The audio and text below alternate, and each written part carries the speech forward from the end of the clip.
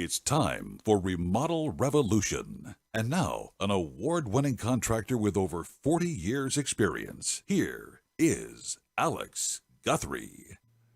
Welcome to another episode of Remodel Revolution. We're coming to you live from deep in the heart of the great state of Texas. This is the show where there's no sports, no politics, and no mean people. I'm your host, Alex Guthrie. I'm so glad to have you with us today on another episode of Remodel Revolution. I have a great friend today. We're going to have a lot of fun discussing several topics, one from last week and a new topic because of the way he builds houses. He's a unique individual. I've got my good friend Alan Hoffman with me today, Hoffman Builders and Hoffman Homes, excuse me.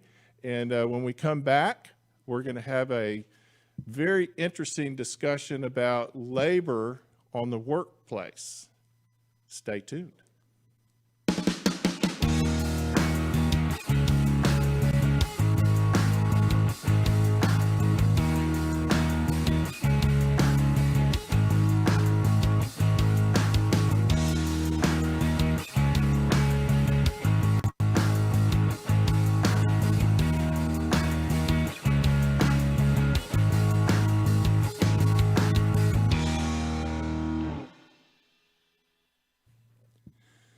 There's been an ongoing discussion about labor and people crossing the border, and that I've heard this for years, and it's really bothered me that somehow people are wanting just cheap labor as if these people work cheap, and they don't. And I got a letter from the show last week, or an email from a listener that was telling me that the thing that we need to start doing is using local labor and stop using these people crossing the border because they're cheap labor. Well, that is the furthest thing from the truth. Nobody is cheap labor. There's no such thing anymore. And builders have a different perspective on labor. We don't care, honestly, we don't care who they are, what they look like, where they came from. We're interested in their skill sets, and we're interested in people that are hardworking. And that's essentially as complicated as it gets for us. And so I asked my friend Alan Hoffman Homes, to join me today. And this, in our first segment, I wanted to discuss this because I have a perspective from the 1980s when I went in business, officially went in business. I've been doing this since the 70s. And so I've worked with all kinds of people, all colors. First of all, welcome to the show. Glad to be here. It's great to have you again. It's nice to be here. Alan builds ICF homes in Dallas, and he is a very well-respected, and he was the past president of the Dallas Builders Association. I could go on all day about his qualifications, but Alan and I used to run at each other. I think maybe we kind of met at City Hall in Dallas when we were both down there barking at the powers that be about the things we didn't like that they were doing. So we've been through a lot of stuff together. So in the 80s, labor was local. Basically, all of our cleanup crews, our framing crews, all of our labor was sort of local. And then some things happened, and I think it was politically, but some things happened. And all of a sudden we had this influx of people coming from over the border and coming up and joining the labor force. And I think maybe back then they were probably getting paid a lot less. I don't remember, because people like you and I don't deal with the guy the individual. We don't pay the individual. We pay his boss. We pay the guy that owns the company. I don't know what he's paying him. But I know that what I was getting was people that were willing to do pretty much anything, that worked hard, were good people, fantastic. Even though we didn't even speak the same language half the time, we still get along great and respect each other. And so when people tell me, well, you guys are just wanting this cheap labor, I'm like, go to Home Depot, go ask a day laborer what he wants to go work on your job for a day, and you will find out real quick, they don't work cheap. There's no such thing as cheap labor anymore. Tell me your thoughts. Well, we work with pretty much established contractors that have been here a long time, and many of them grew up in that time frame in the trade and learned the business on the job. And my perspective is, if they're highly skilled, first of all, they're all local now in here because they've been here 30, 40 years. Right, exactly. Yeah.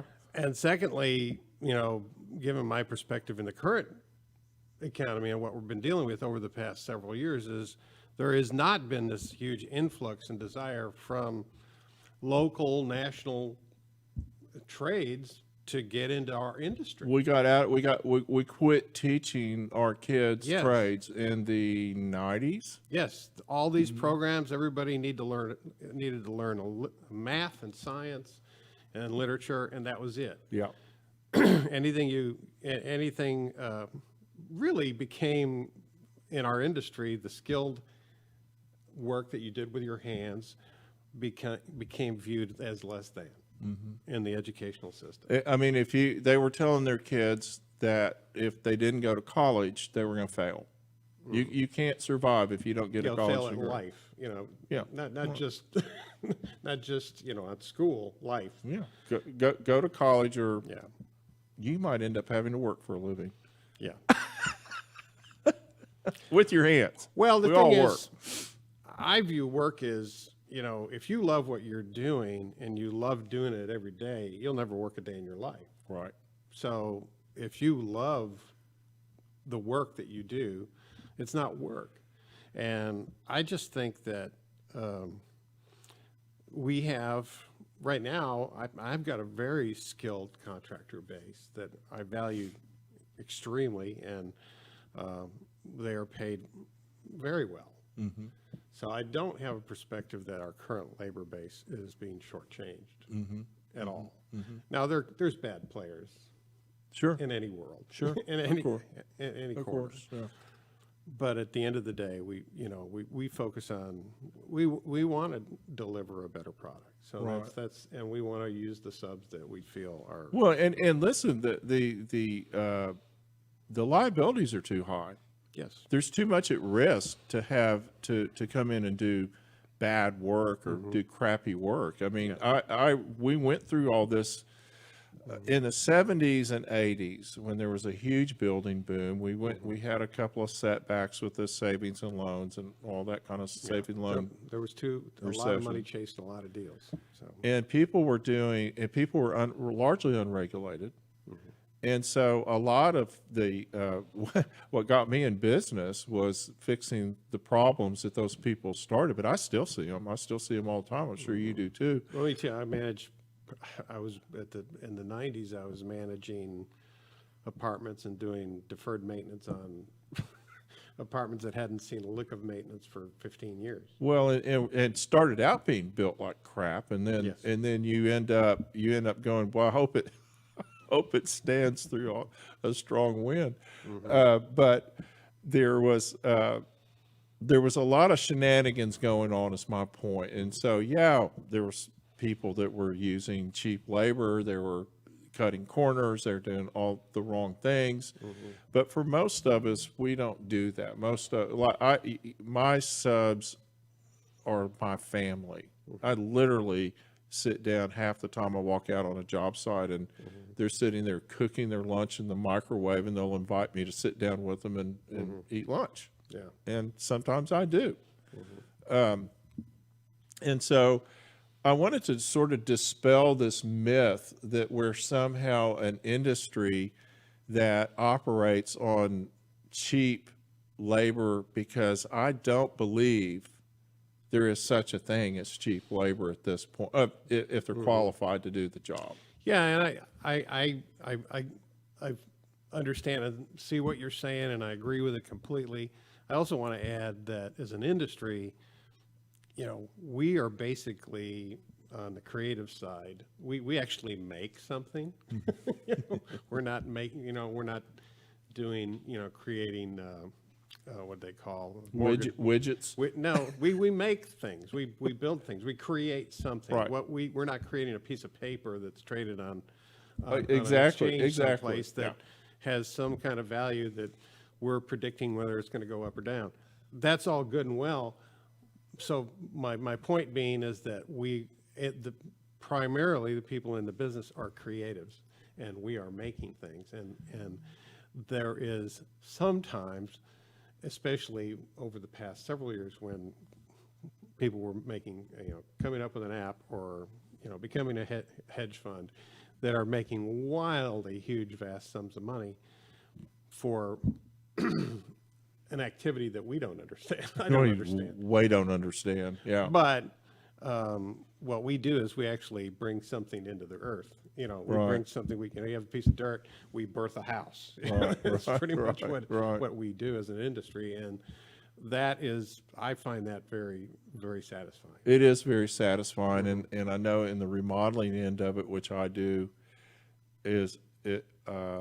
I'm a very creative person, and so it really satisfies that part of what I need satisfied, which is my creativity. And like you say, that you become passionate about what you're doing, and you look forward to getting up and doing it every day. It's really fun to do it. So I wanted to sort of get your perspective on that. So if you guys want to find out whether anybody works cheap, just go up to Home Depot and ask them, what do you get a day? I personally get very suspect if I get a bid that's really way out of line. Sure. That's really low. Sure, absolutely. I get really suspect. And I typically,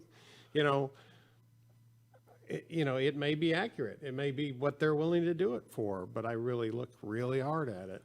Question them. But it's the same thing if you're a homeowner and you're interviewing builders or remodelers, whatever. And and I always tell them this, you don't really need more than 3 quotes. I mean, to me, that in a remodel, and maybe not so much a build, but a remodeler, you're hiring as much of the person, because you're going to have a close relationship with that person during a project. They're in your house. That's a big part of your decision. But if you take 3 quotes, this is where I'm trying to go with this. So you take 3 quotes, and like you say, you have one that's really high and you have one that's half. I would, before I go, whew, man, and this is what I've gotten over the year, well, boy, you're really expensive. And I go, well, why don't you ask them why they're half my price? That's the thing I want to know, because I know what I'm quoting.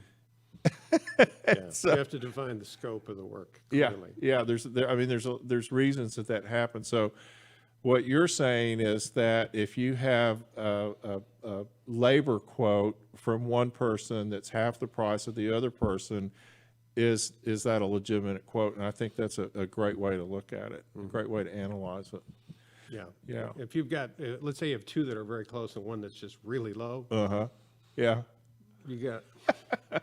Well, and then there's a whole nother discussion that we're not going to do today about this, and that's about the legal end of it. With I think that we'll end up having to deal with all kinds of things they tried to do in the 80s to us on labor that weren't successful. They'll keep trying. So anyway, it's not my point being, it's not as easy to have somebody that's not legal working for you as it used to be.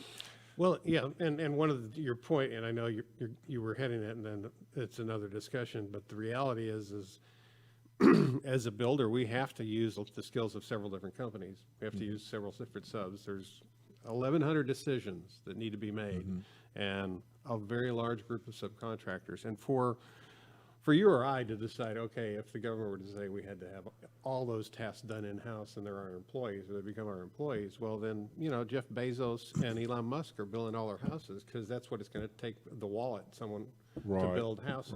Right, that's true. So you're going to really kind of, That's called reality. yeah. That's the reality of the world that we live in. We're going to take a quick break, and when we come back, we're going to talk about what Alan does. Alan does ICF houses, and we're going to talk about if you have to spend so much more money to build a house these days, spend it in the right way. We'll be right back.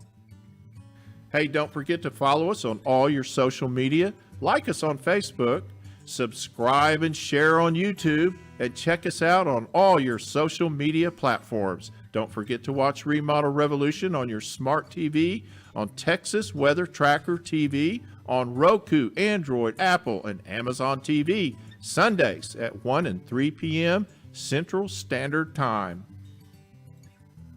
Imagine this, a totally customized, organized, and beautiful master closet. A home office that fits right into a perfect space. A pantry designed specifically for your storage needs. Imagine your home totally organized. It's time to call the design professionals at Closets by Design DFW and turn your dreams into a reality. With a design staff over 30 strong, Closets by Design works directly with you to create your dream space, and they build it locally, helping support the DFW community. Check them out at dallas.closetsbydesign.com or call them at 972-361-0010. Use the promo code RRV to find out about the amazing specials and discounts available. That's dallas.closetsbydesign.com or call them at 972-361-0010, and don't forget that promo code RRV. Closets by Design. It's only a few short weeks until we'll be running our air conditioners all day and all night. Hey, it's time to get an HVAC tune-up scheduled. Call my friends at Total Air and Heat in Plano, Texas at 972-881-0020 right now and get on their schedule for a tune-up.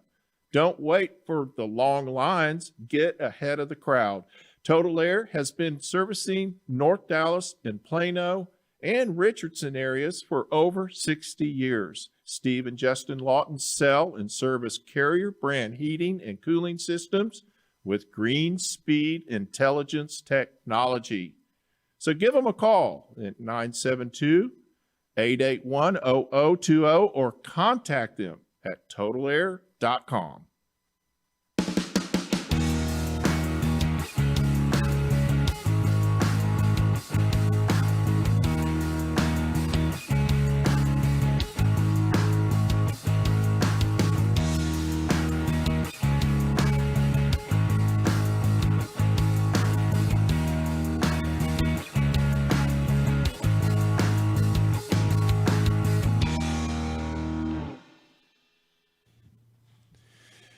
Well, our theme the last few weeks, I've been interviewing builders from around the country, and we've been talking about the cost of building.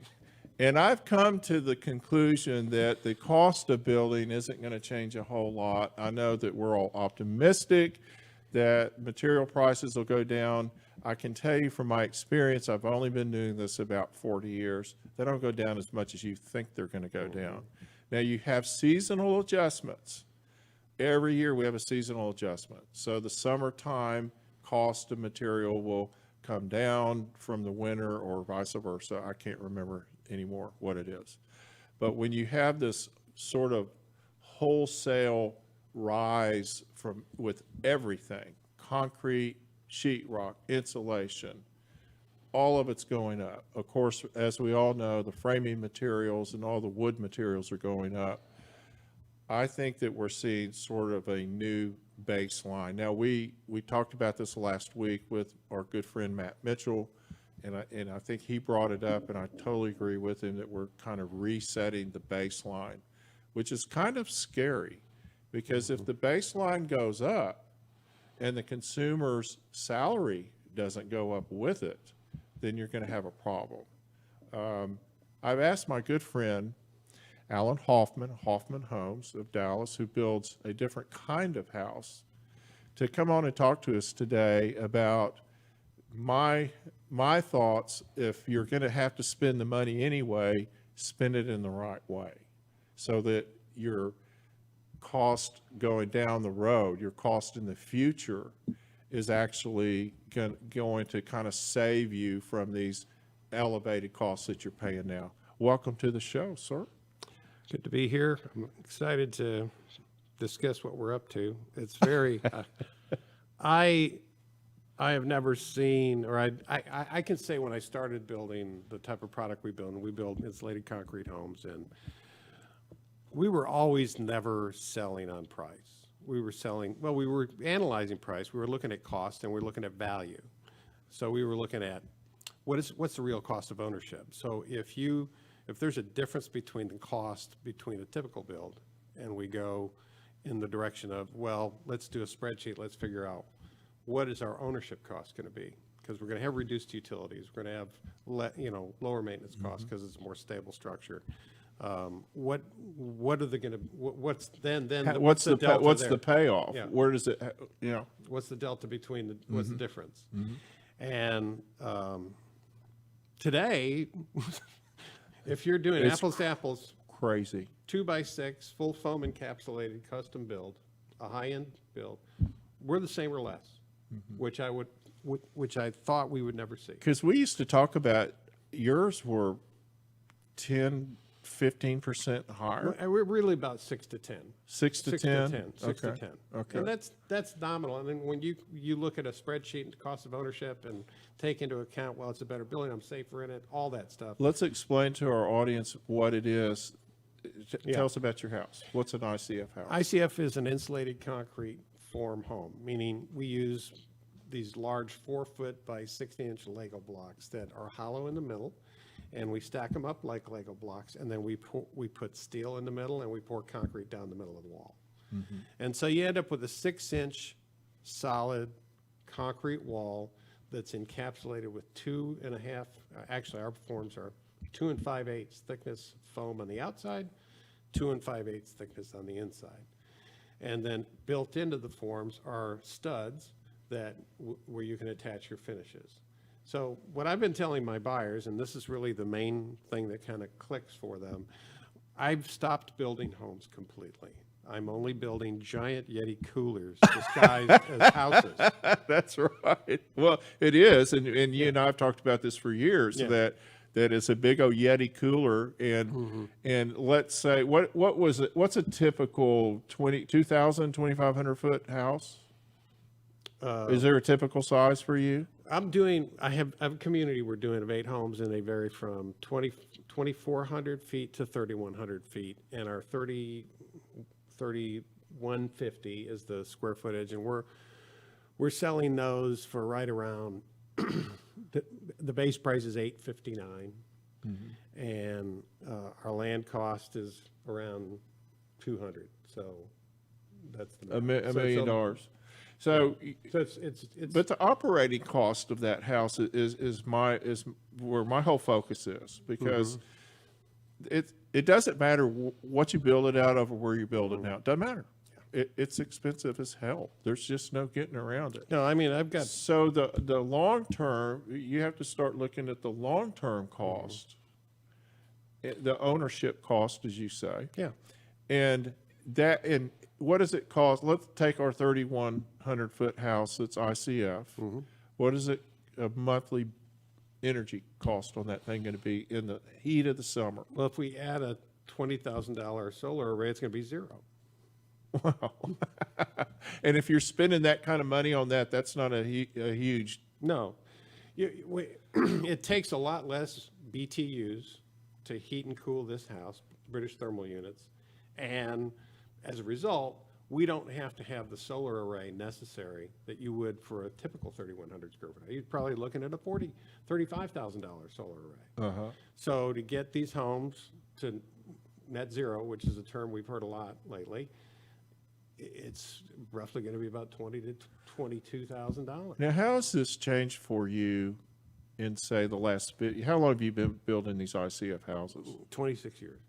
So in 20 years ago, 25 years ago, did you have obviously you've learned, you're the guy to go to in Dallas if you want this house built. What sort of advances has technology afforded you and your customers? I mean, in 25 years, it's got to be. It's huge. Yeah. And we've learned a lot about Low this. voltage, LED, solar, solar storage. 96% efficient furnaces, Yeah. Oh, yeah. sealed combustion furnaces, or VRF mini splits. I've done homes with mini splits. Actually, one of the problems that we had when we were first building, we couldn't get the unit size small enough Right. because they didn't make them. And they wouldn't, we couldn't get multiple zones, which we really needed. And we needed to be able to dial that compressor down to 20% of what it was putting out. And you couldn't do it. You can now. You can dial it down. We're also managing the humidity because not only is this a giant Yeti cooler, it's got a Tupperware lid. Yeah. Right. So what right. happens if you put a lot of moisture in a Tupperware container? Well, it stays. You have to deal with that. If someone takes a shower, we're introducing a lot of humidity into the house. So this house doesn't have the air exchanges of a typical frame home. We're around one air exchange an hour. And so you're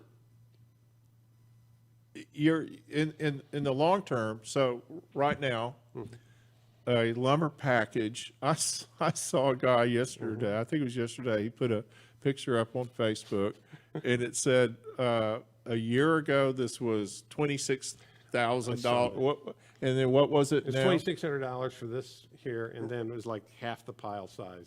Right. And then, but now that same size is It's a third. 13,000 or some ridiculous number. I was just like, I can't even read that. That's so crazy. Well, I have a friend that builds in the Lakewood area. He's been doing this, a 5,000-foot plant he's built a few times.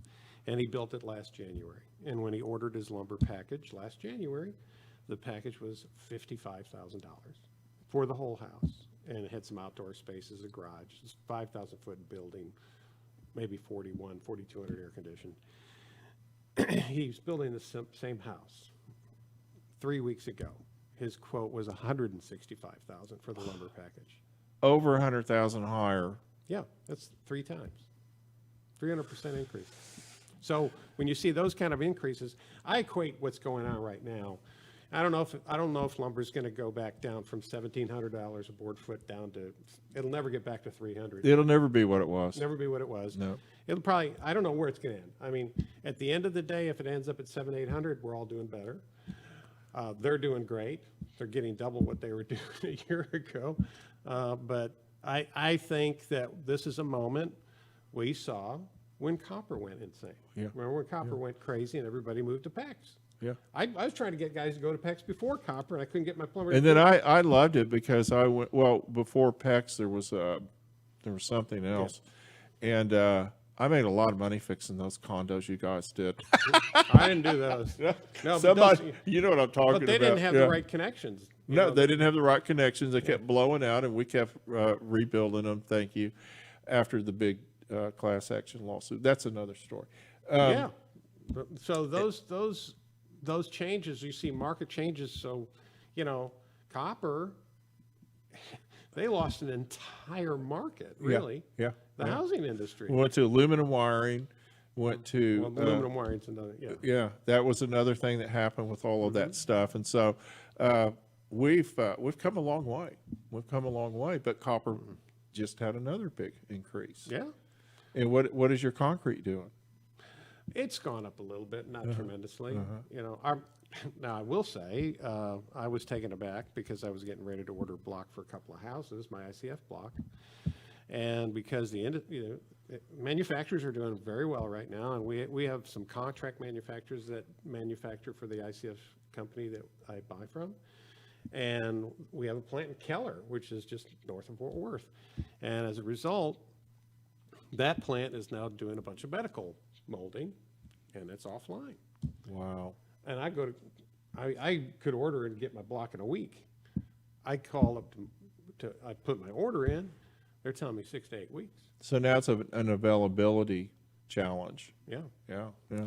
No Like, one- kind of like everything, though, really. Yeah, but it's never been that. Yeah. For IC, okay, they've had huge demand increase because people are doing the math. Well, if I can buy a Mercedes for the price of a Kia, why not? Right. I got you. So, I really wanted to talk about with everybody these decisions that you're having to make when you're deciding whether to build a house and who to hire. I'm not trying to advocate for anybody in particular, but these are just some options that I wanted to share with our audience on different ideas and kind of get your input as a builder as to what you see coming down, because you're always forecasting. Now, for just so you guys understand how brilliant this man is, he was the president of the Dallas Builders Association. We're not sure if that was a smart decision or no. Actually, we do. We were glad to have him because he is such a brilliant businessman. We're glad to have him here. But what do you think? Do you have a feel for? I keep hearing fourth quarter might get better. Who knows, right? Nobody's got a crystal ball. Right. And it's really going to be market forces that drive it. And as long as the demand stays where it's at and people are buying these what we, from our perspective, inflated prices. Right. Well, there's no incentive for them. Do you feel like there's a new baseline being set? I think so. A higher kind of baseline? I think there's a higher baseline being set. Yeah. And so what has to happen is the whole thing has to get lifted up, which is really pretty incredible because we've been through this before and we were all scared to death, but it just resets everything. We're very fortunate in our market here. We've got still a great influx of people moving into the area. And as a result, I think we're going to remain very strong for a couple of years. It's just, but that's my hunch. It could end to, Well, I mean, our things are so volatile globally. Yes, yeah. We don't know. I mean, nobody knows tomorrow something could happen and it all goes away. You just don't know. Yeah. I totally agree with you, though. We have corporations moving here from all over the world, really, but particularly all over the country, our country. And I saw a thing in the Dallas Business Journal yesterday where they're showing different parts of town. Here's some available land here. Oh, blah blah blah. And they went through the whole. It was very interesting how that discussion has come around. Of course, you and I remember when there was nothing anywhere. It was all available. Yes. All you had to do was run the cattle off of it. It was all Move available. that corn. That's right. Move that cotton. It's been really interesting watching this area grow and become a big boy. It used to be a wannabe big boy, and now it is a big boy.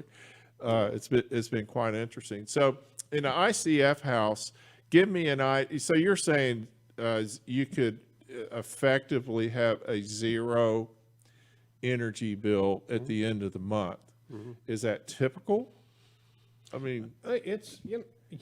I mean, but I mean, the worst case is you have a under $50. Well, the way ticks. Well, I just to give you an idea. I did a house in Lakewood and it had a pool. We actually tore down a house that had about a 3-year-old pool. We kept the pool, built the house around the pool. He put some new equipment on it, monitored it, and so he made the pump system a little bit more efficient. It was a VRF. It was we had 2 condensing units, 8 zones. What's a VRF? VRF is a mini split system. It's basically a very high-tech heat pump, but it's not a heat pump. So if you watch 2 shows ago where we interviewed Fujitsu, that's what the heat pump is. Go look at that show. You'll figure it out. Those are very efficient, and you can run 4 zones off of one of the condensing units. So we had 8 zones. It was upstairs, downstairs. Had 4 zones up, 4 zones down. which is almost what you have to do with this type of house because it's so efficient. Yeah, and you want to dial in where, and there's Where you need it. where you need it. And somebody, Yeah. it's really something, if someone's in a bedroom, they don't quite like it as cold as the other occupants like it, they can customize it. I had I've done this for 2 or 3 clients over the years that I had people that were in wheelchairs.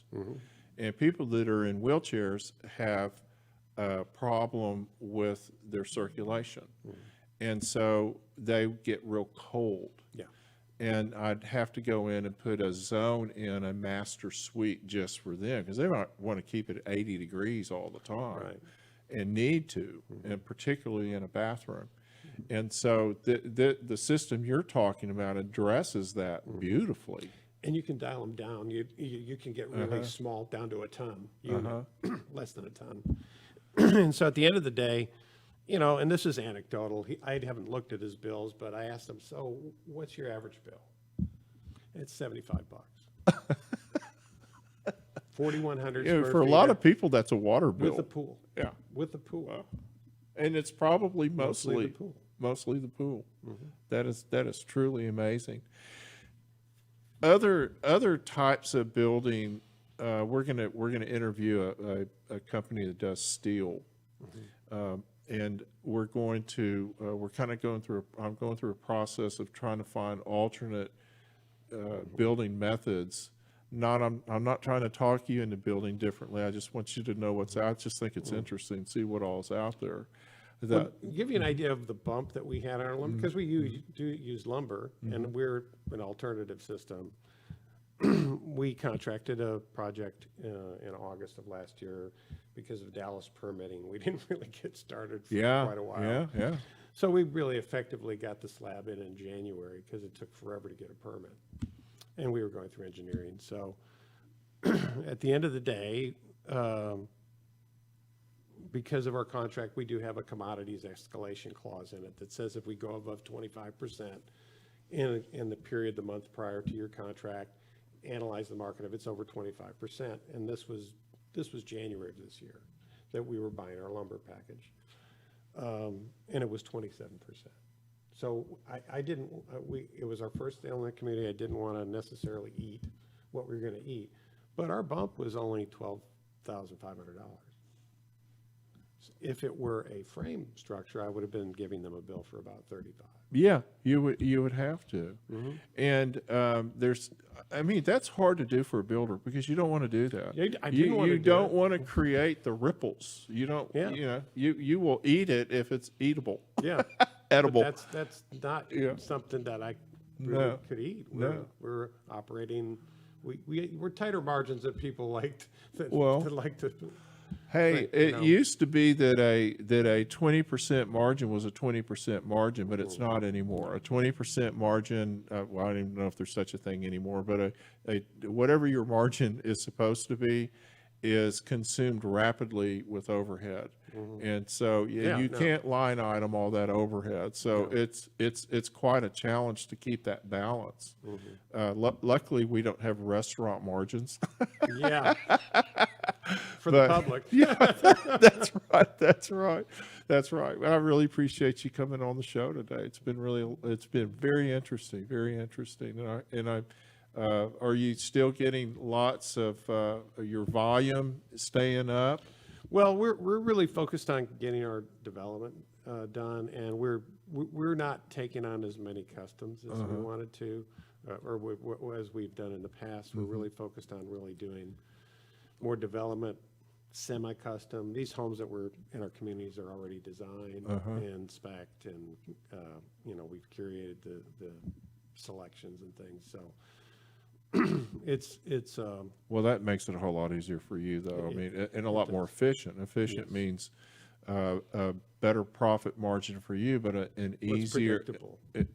Right? It's as predictable as things can be. Yeah. Thanks so much, Alan Hoffman with Hoffman Homes. Next week, we're going to have an exciting show. We're going to be hopefully talking to Preservation Dallas. We're going to talk about old buildings next week. This is Alex Guthrie signing. Hey, listen, we're going to be on LinkedIn. I need you to go to the Remodel Revolution on LinkedIn and follow and subscribe so that I can get that audience built up. There's already Alex Guthrie on LinkedIn, but I need you to get to Remodel Revolution. We just got that page up a few days ago, and we need to get that audience built up so we can start doing these live broadcasts on LinkedIn. We love LinkedIn. So help us out there. We really do appreciate it. Check out all of our social media. We're everywhere: Facebook, YouTube, Pinterest, wherever, fishing pages. We're everywhere. That's what I was So, doing. yeah, In my slab. that's I right. Stocked the beans. Until next week, this is Alex Guthrie signing off. I hope you have a good one. Hey, don't forget to follow us on all your social media, like us on Facebook, subscribe and share on YouTube, and check us out on all your social media platforms. Don't forget to watch Remodel Revolution on your smart TV, on Texas Weather Tracker TV, on Roku, Android, Apple, and Amazon TV, Sundays at 1 and 3 p.m. Central Standard Time. The views and opinions of this program are for educational and entertainment purposes only and are not intended to replace the recommendations of a hired professional. You can catch Remodel Revolution anytime.